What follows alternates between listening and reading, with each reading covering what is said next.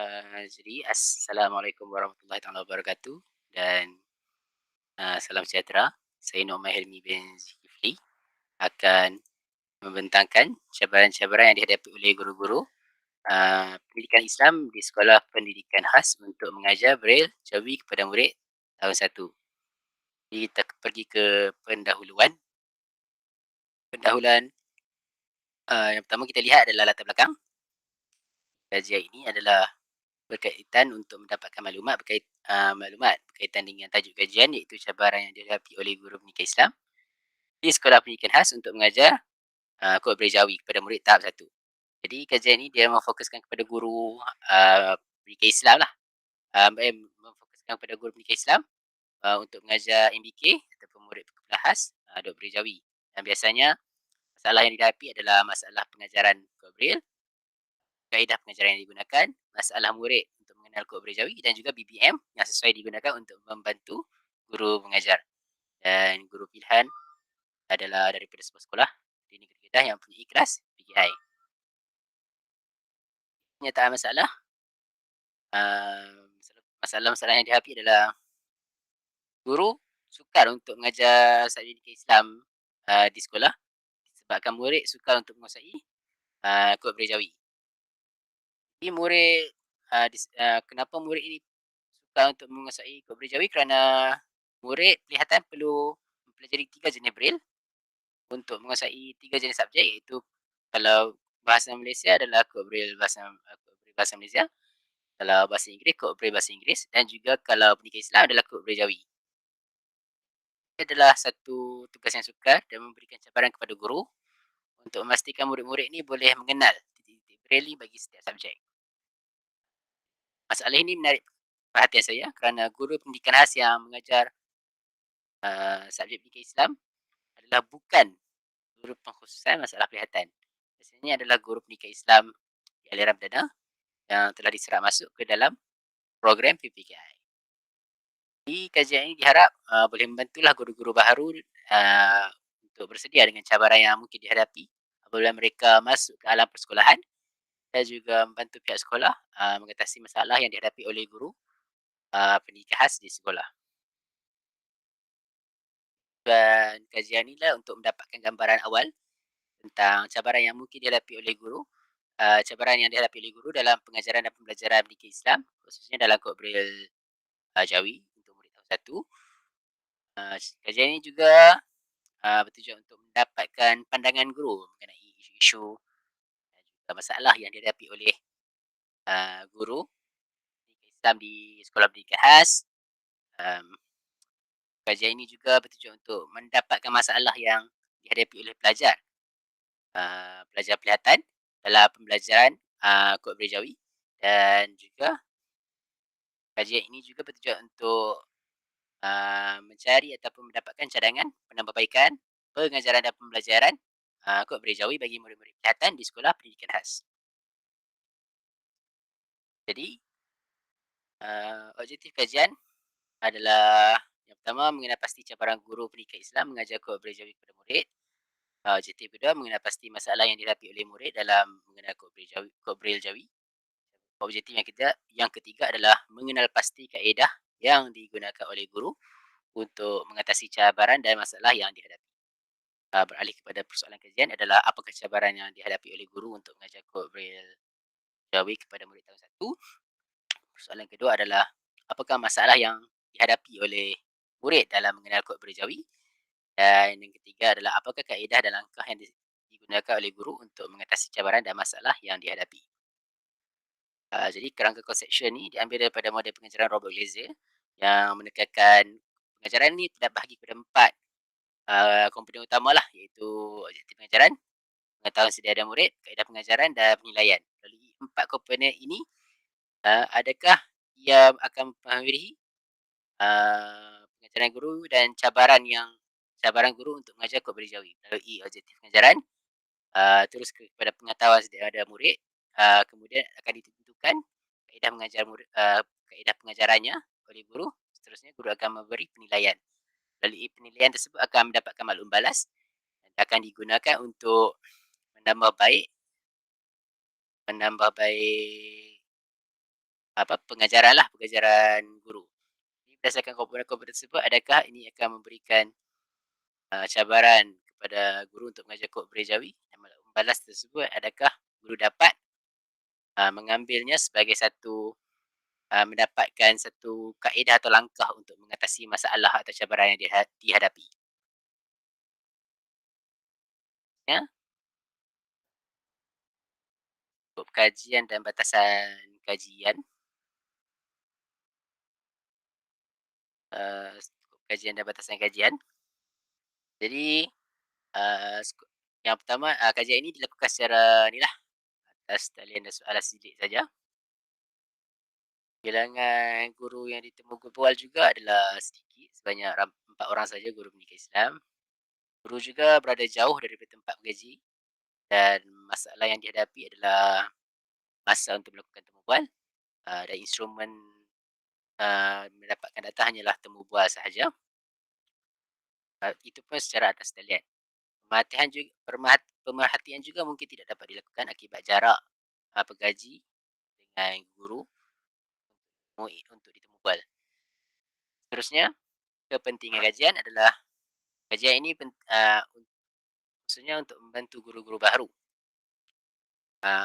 guru-guru pendidikan Islam lah di sekolah pendidikan khas dan juga pihak sekolah untuk mengetahui cara pengajaran yang sesuai, ya, pengajaran yang boleh digunakan, masalah ataupun kekangan yang mungkin dihadapi apabila mereka mula melangkah ke alam persekolahan. Jadi pihak sekolah juga dapat ni lah, melalui kajian ni mungkin dapat, ketahui keperluan ataupun masalah-masalah yang dihadapi oleh guru-guru di sekolah pendidikan khas. Seterusnya, alih kepada definisi operasional. Pertama adalah MBK, murid berkelas khas. MBK ni secara kita didefinisikan sebagai murid yang mempunyai ketidakupayaan dari segi fizikal, mental, pendengaran, penglihatan ataupun mana-mana gabungan yang dinyatakan, dan biasanya mereka memerlukan alat bantuan lah untuk belajar di dalam kelas. Ya, guru pendidikan khas. Guru pendidikan khas ni adalah guru di sekolah pendidikan khas ataupun sekolah yang mempunyai program pendidikan khas integrasi.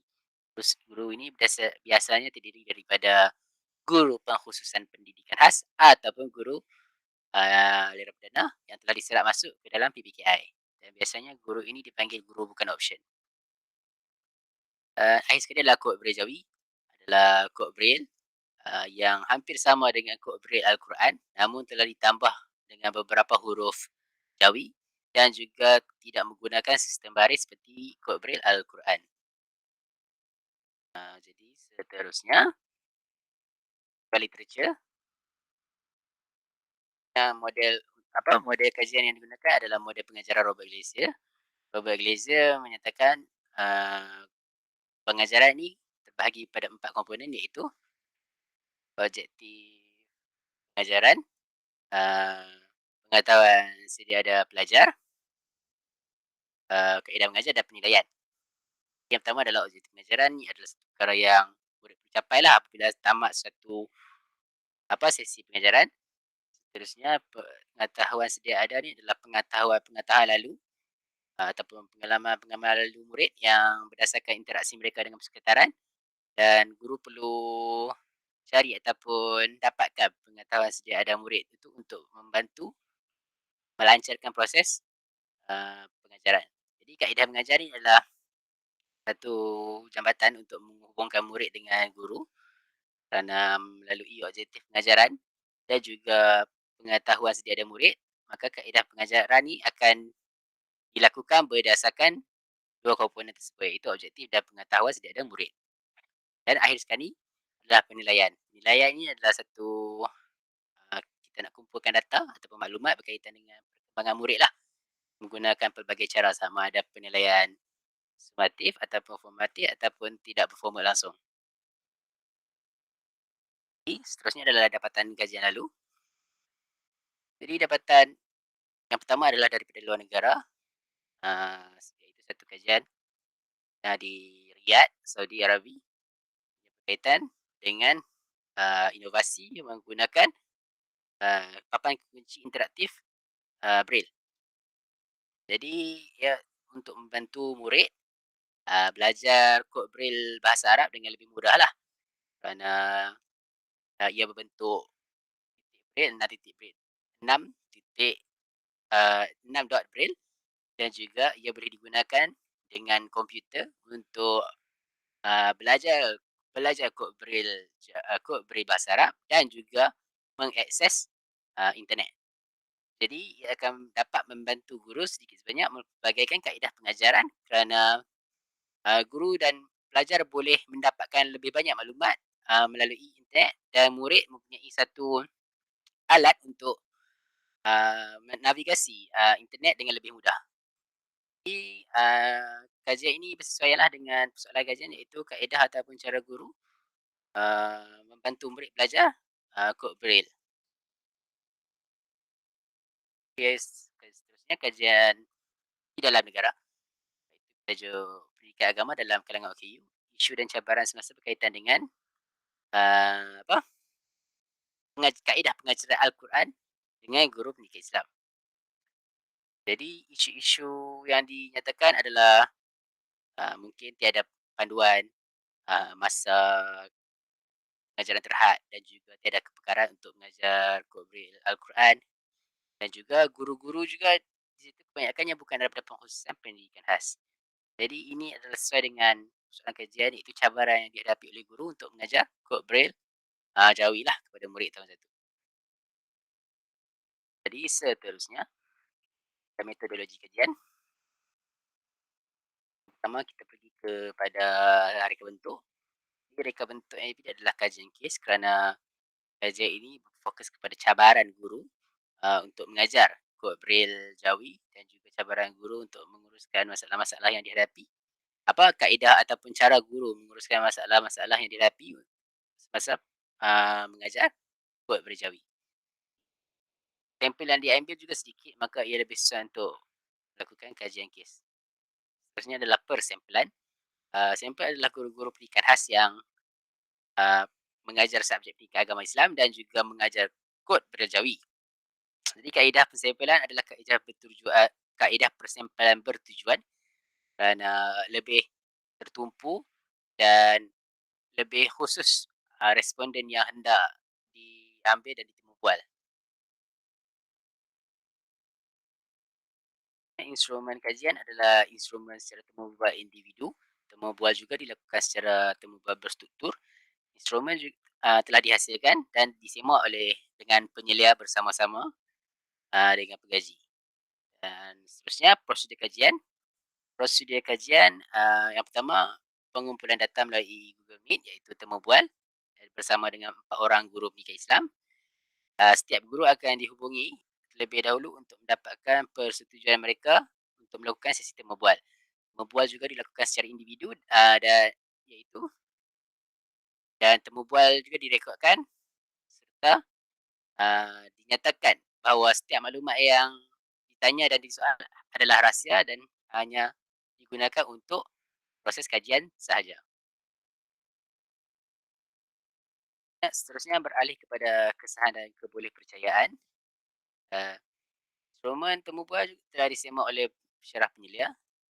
Temu bual juga akan dijalankan kepada 4 orang guru dapatkan kebolehpercayaan data. Seterusnya, kajian rintis juga telah dilakukan kepada 2 orang guru pendidikan khas di sebuah sekolah PPKI di negeri Kedah. Jadi kajian rintis ni bertujuan untuk, menguji instrumen temu bual, adakah soalan yang dinyatakan sesuai ataupun tidak, adakah bahasa yang digunakan boleh difahami oleh responden dengan jelas. Dan akhir sekali adalah pengumpulan data dan penganalisis data. Jadi pengumpulan data, akan dikumpulkan melalui proses temu bual secara atas talian. Bual dilakukan kepada semua responden. Temu bual akan dirakam secara panggilan video lah menggunakan platform Google Meet, dan setiap responden akan diminta kebenaran mereka untuk merakam sesi temu bual, dan maklumat temu bual akan dirahsiakan. Akhir sekali adalah penganalisis data. Data akan dianalisis, menggunakan kaedah analisis data temu bual lah melalui transkripsi audio dan video. Jadi rakaman akan didengar untuk menghasilkan transkripsi temu bual, dengan setiap butiran akan dinyatakan dengan lengkap lah. Kemudian data akan dibaca semula dan difahami sambil mendengar semula audio temu bual yang telah dirakamkan. Kemudian, maklumat atau data-data penting akan dikeluarkan daripada transkripsi dan butiran-butiran akan ditanda pada transkripsi. Sahaja pembentangan proposal yang, dilakukan oleh saya. Sekian, terima kasih.